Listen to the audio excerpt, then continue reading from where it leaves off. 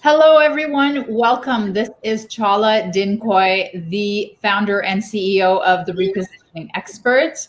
This is another interview with a wonderful B2B business owner, David Wanamaker. Welcome, David. Chala, thank you. I'm very pleased to be here this morning. I am so glad to be doing these interviews by meeting all of you guys in my group.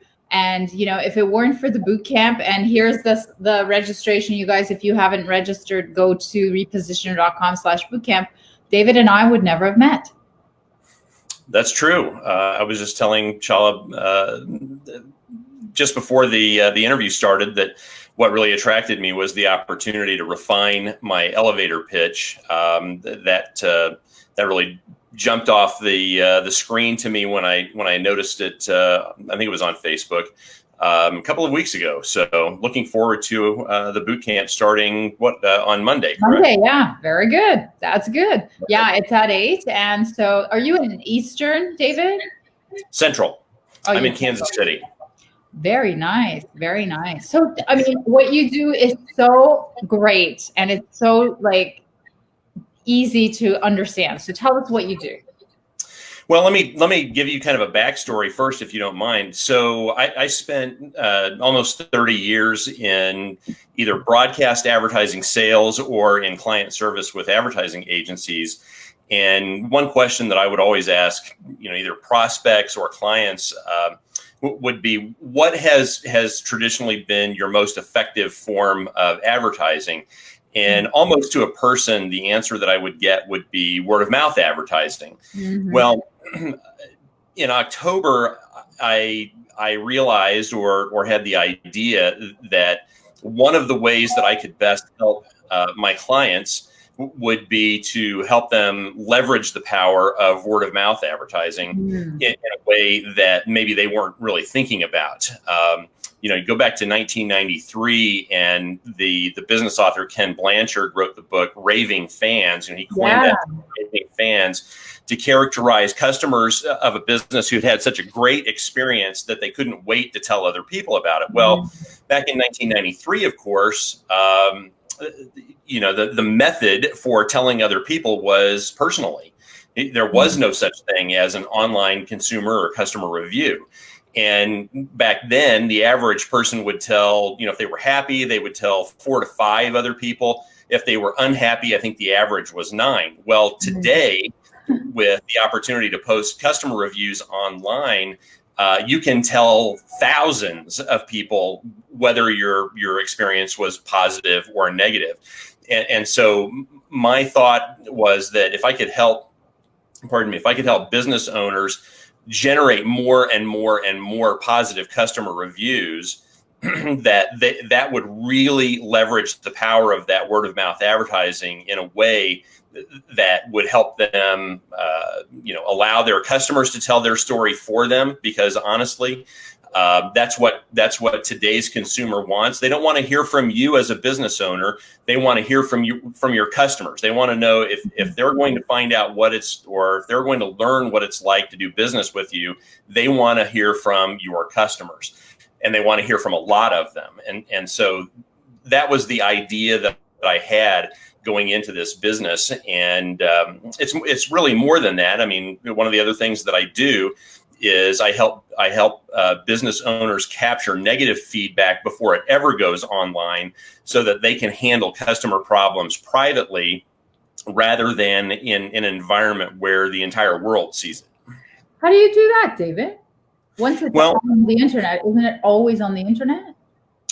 It happens via the internet. I have a platform whereby we ask a business's customers via email or text message for their customer review. We basically make it easy. We send them through a funnel where they can choose, if they're going to leave a review, they can choose to leave it at Google or Facebook, or let's say if maybe the client is a roofing company, that could be Home Advisor, then Better Business Bureau, Yelp. There's a whole number of places where somebody can leave a review. And so if they've had a positive experience, they choose, hey, I've had a positive experience, and then they're given the opportunity to choose where they want to leave a review. If they say that they've had a negative experience, they press a different button. And as a result of that, they get a form that they can fill out where they provide their feedback. Hey, here's where you fell short of my expectations, and here's what my problem was. And then that goes directly back to the business owner as opposed to being posted online. So that's fabulous. Yeah, that way the business owner has the opportunity to resolve that problem privately. I actually had a client recently who, when we were sending out review requests to his patients, actually he's a doctor, we were getting the negative feedback form back probably 8-1 versus the reviews being posted. And I started to get a little concerned, thinking, gosh, I wonder if the doctor is thinking, hey, mate, this isn't really working for me because I expected more reviews. And so I contacted him to remind him that, hey, this means that the system is actually working exactly as it's designed. You're getting this negative feedback so that you can handle these problems privately rather than that negative feedback being posted online. And he said, no, David, I love this. He said, this is perfect for me because I have reached out to every single one of these patients to find out what we could do to be better at both, diagnosis, treatment, service, so that they would feel happy about their experience. So he looked at that as a real positive. And as I talk to other prospects around the country, one of the things that I hear is that that's a real benefit to them, the opportunity to capture that feedback before it goes online. Oh my God.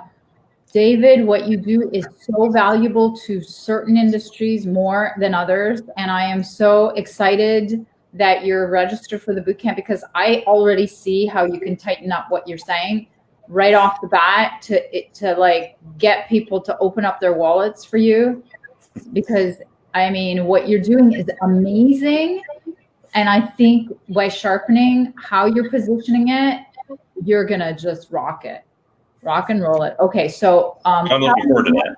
Yeah, no. So tell me, and we had a conversation about this. Tell me what bonus content you would most benefit from based on the kind of outreach that you're currently doing.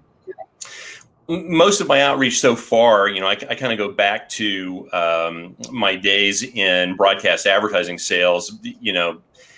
My approach to business so far has been very old school in the sense that it's a lot of cold calling, it's a lot of direct contact, and really the only adjustment that I've made to that so far has been contacting people by email first to introduce myself and to share with them a little bit of value before I contact them, but then to follow up with a phone call a couple of days later to have a personal conversation, gauge their interest in utilizing reviews to leverage word of mouth advertising power.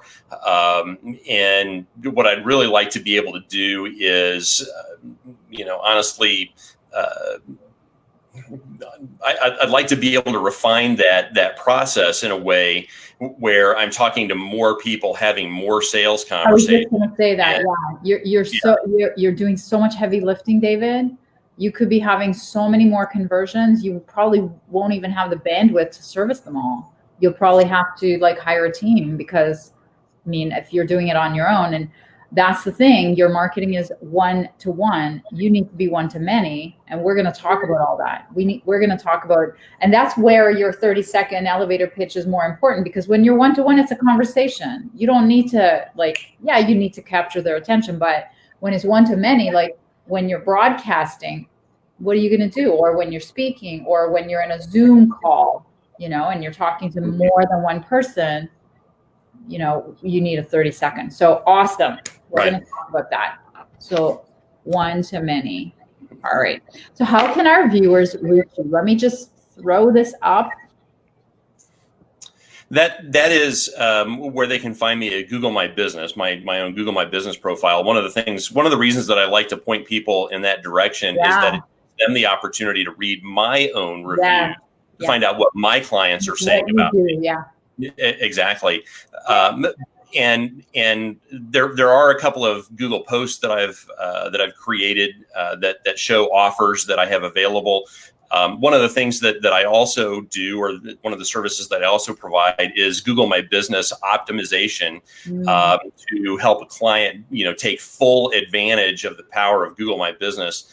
I call it the digital front door to their business, whereas 10 years ago, the digital front door to their business was their website. Honestly, when somebody's looking for you today, one of the first places they're going to find you is at your Google My Business listing, particularly if you're a local business. And so the opportunity to optimize Google My Business is something that every business should take advantage of. Anyway, one of the offers that I have available is an evaluation or an analysis, a free analysis of anyone's Google My Business listing, so that they understand, what they're doing well, what opportunities they're missing, how they can take advantage of those opportunities. And I'll provide all of that in a 13-point evaluation that I just call my Google My Business report card. So that's one offer that's available. The other is for somebody who has any issues with, well, gosh, how do I respond to negative reviews that I get from customers? I have a series of best practices and templates that I can provide for free, and it's just a helpful resource for anybody who really doesn't know what to do when it comes to responding to particularly a negative review. That is wonderful. Well, you are so needed. Thank you so much for being here. And guys, reach out to David at 5-Star Solutions KC, and don't forget to register for the repositioner.com/bootcamp. And thank you so much for being here, David. Chala, thank you so much for the opportunity. I'm looking forward to the bootcamp starting on Monday. I can't wait. Take care. Thank you.